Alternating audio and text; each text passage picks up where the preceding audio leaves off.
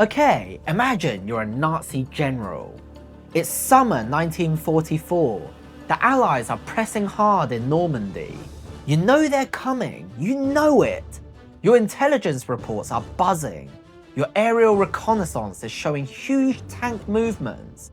Radio chatter is off the charts. And then you hear the news.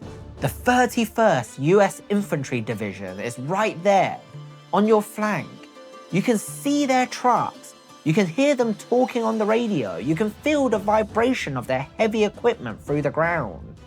Naturally, you would do what any sensible general would. You move your precious panzer divisions. You shift your artillery. You brace for the hammer blow. You wait and wait. And then? Nothing. Why?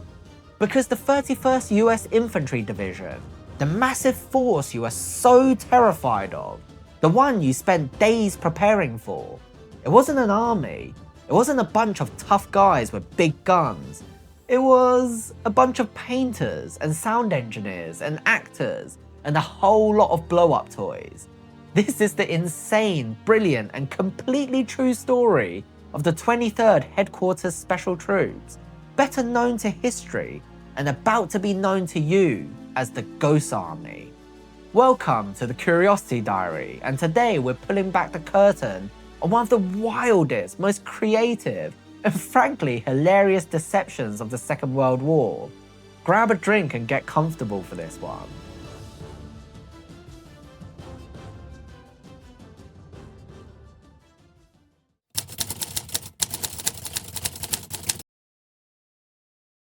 Right, so 1944. The war in Europe is at a critical point. The Allies have landed on the beaches of Normandy, but making progress inland is a brutal slog. Every town is a battlefield, every hedgerow is a death trap. Every single day counts, and every single American life is precious. General Omar Bradley, one of the top US commanders, had a problem. He needed to find ways to save his men and to break through German lines. Now enter a guy named Colonel Harry L. Reeder, a real deal military man, but a real deal military man who was also a bit of a thinker. He was looking at how the British had used deception in North Africa, fake tank columns, dummy airfields, that kind of stuff. And he thought, you know what? We should do that, but bigger and better and with way more flair. This wasn't a new idea, of course. Deception is as old as war itself. But what the Americans were about to pull off, this was next level. This was full-on Hollywood production deception. Reeder began recruiting. He didn't look in the typical places. He didn't go to West Point or look for the guys with the most medals. No, he went to art schools. He went to universities. He went to advertising agencies. He went to the places where the dreamers and the creators were.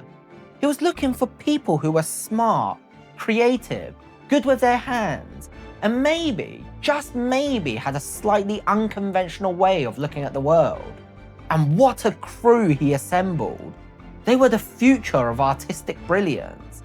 We're talking about Bill Blass, who would go on to be a fashion legend, Ellsworth Kelly, the minimalist painter, Arthur Singer, the famed wildlife artist, photographers like Art Kane. These weren't just soldiers, they were the next generation of America's cultural elite. Imagine the conversation in the recruiting office. So you want to join the army? What's your specialty? Oh, I'm a really good watercolorist. Perfect. We have a special unit for you. Also, you get to have a special badge. So this ragtag group of misfits and visionaries became the 23rd Headquarters Special Troops. Their mission? To mislead, to deceive, to utterly baffle the German army. Not by fighting them, but by convincing them they were fighting someone else, somewhere else. Their plan was a beautifully insane 4-part symphony of deception. Let's break it down, shall we?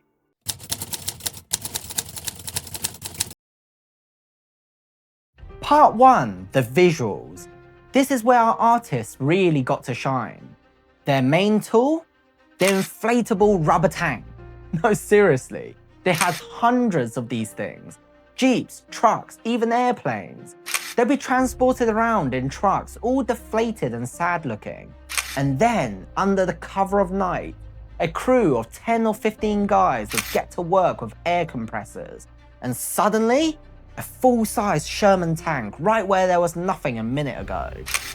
They'd then use camouflaged netting and other visual tricks to make these blow-up toys look like the real deal. They'd paint on fake numbers and divisions. They'd arrange them in realistic formations. The idea was that from an enemy observation post or a reconnaissance plane, they would look absolutely authentic. And you know what? They did. The details were incredible. They even made sure the tanks would cast realistic shadows. That's commitment to your art. But visual trickery was only the first layer. If the Germans just saw tanks, they might get suspicious. What if they could hear them? This brings us to part 2, sonic deception. This is where the absolute wizards of sound engineering came in, led by a guy named Colonel Hilton Rayleigh, whose background was in publicity and public relations. They set out to create the most convincing soundscapes of war ever assembled. They went to a real-life armored division training in New York and spent days recording everything. The rumble of tank engines, the clatter of tank treads, the shouted orders of the commanders, the clinking of tools as they were worked on. Everything. Then they'd go back to their trailers, full of some of the most advanced audio equipment in the world for the 1940s, and they'd mix it. They'd blend the sounds of tanks with the sounds of marching troops, the building of bridges, and even the sounds of soldiers just, being soldiers. And here's the most brilliant part. They could control the direction and the distance of the sound. They had giant 500-pound speakers mounted on trucks. They could play the sound of a tank column rumbling past, and to a German listener a mile or two away, it would sound like it was moving right in front of them. It was utterly terrifying, completely convincing, and all done with a few records and some very loud speakers. Now, part 3, radio deception. While the visual and audio teams were putting on a show on the ground, the radio team was spinning a web of lies in the ether, known as spoof radio. This was possibly the most sophisticated part of the whole operation. Their goal was to create a fake radio net that was so realistic, so boringly realistic, that German signals intelligence would buy it hook, line and sinker. The key was to never ever mention that they were a fake unit. They had to speak and act exactly like a real division. They would have elaborate scripts, often based on real radio traffic, that detailed things like fuel supplies running low, requests for spare parts, coordinates for non-existent meeting points, and even personal messages like "tell my wife I love her." They knew the German listeners would be scanning the airwaves, trying to piece together a picture of the Allied forces. The 23rd made sure that the picture was exactly what they wanted the Germans to see. The radio operators were geniuses. They would use different code systems, shift frequencies, and even deliberately make mistakes to add to the realism. They would overhear fake conversations. They'd create an entire narrative, a soap opera of military logistics, and the Germans were the perfect, unsuspecting audience. And finally, part 4, the atmosphere. This was possibly the most personal and in some ways the most dangerous part of the job. It involved our actors. Their mission was to be the human face of this non-existent army. They would dress up as officers and enlisted men from whatever division they were supposed to be impersonating. They'll drive around in jeeps with their division's markings prominently displayed. They'll go into towns and cafes, and they'll unintentionally leak little bits of information. "Oh yeah, we're with the 75th Infantry, moving up to the front tonight, should be interesting. Heard we might be pushing towards Metz next week. Man, the 3rd Armoured has got a lot of stuff coming in. They were creating a buzz, a hum of gossip and speculation that they knew would eventually reach the ears of any German spies still left in the area. It was high-stakes acting with a performance space that was literally a war zone. If they got caught, they couldn't just say, "Cut, let's take it from the top." This was a one-take performance, and the stakes were life and death.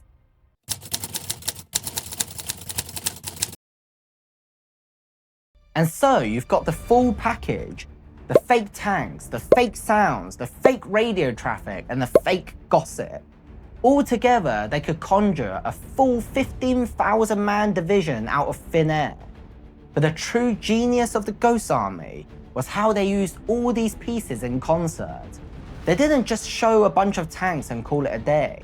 No, this was a carefully choreographed performance that differed every time, and by the end of it, they had created over 20 different ghost armies in different locations.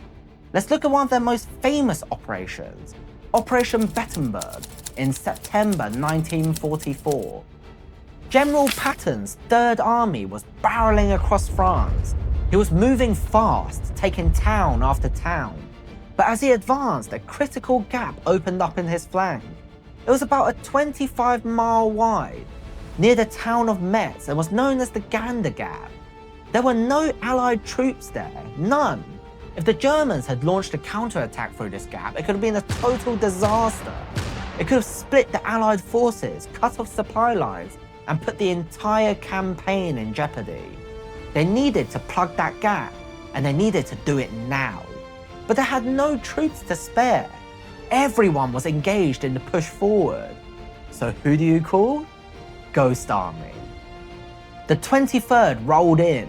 The mission was clear: pretend to be the 6th Armoured Division and make the Germans believe a massive force was digging in. They brought out the full arsenal. They inflated hundreds of tanks and trucks. They set up fake airfields. Their sound trucks rumbled all night, playing the sounds of a huge force moving into position. Their radio spoofers created a blizzard of fake radio chatter about troop movements, supplies, and orders, and their actors were everywhere, casually dropping the name of the 6th Armoured and its imminent attack. And it worked. It worked beautifully.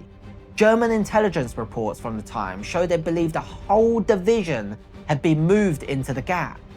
They shifted their own troops to meet this threat. Defensive positions were reinforced, and their counterattack never happened. The Gander Gap was held, not by brave soldiers with guns, but by brave artists with a lot of blow-up toys and some very loud speakers. This operation alone is credited with saving thousands of American lives. It was brilliant, it was ballsy, and it was a huge success.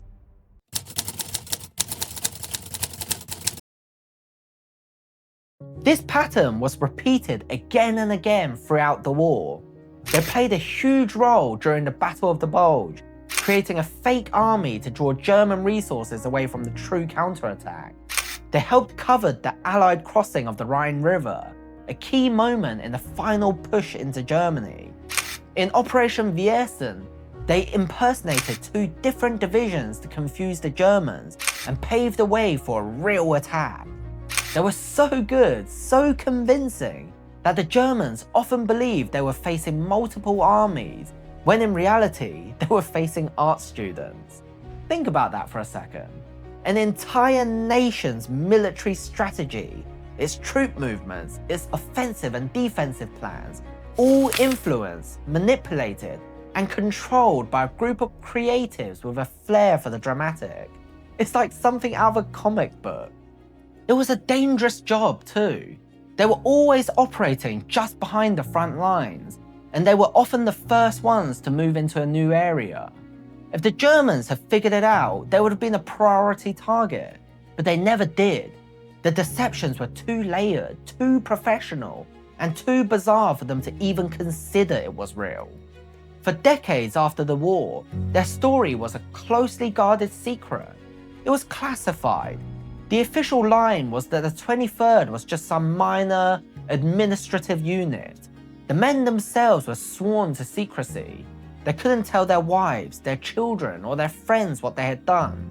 They returned to their normal lives, became some of the most famous artists and designers of their generation, and carried this incredible, insane secret with them for the rest of their lives. It wasn't until 1996, more than 50 years after the war, that their story was finally declassified. And when it was like a dam breaking. People were amazed, and frankly, people were amused. The story of the Ghost Army quickly captured the public's imagination. And in 2022, they were finally awarded a well-deserved Congressional Gold Medal. There's even a museum dedicated to them in Bettembourg. So, what can we take away from the story of the Ghost Army?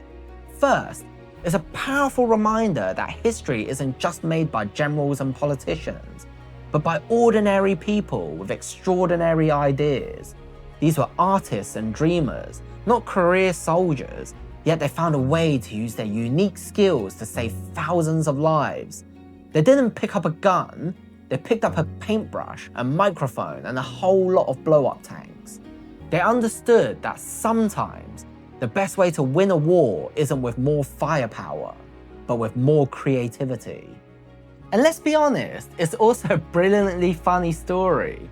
It's a reminder that even in the darkest, most terrible of times, there's still room for human ingenuity, intelligence, and even a bit of absurdist humor. I mean, the absolute audacity of fooling the entire German army with inflatable toys is just delightful.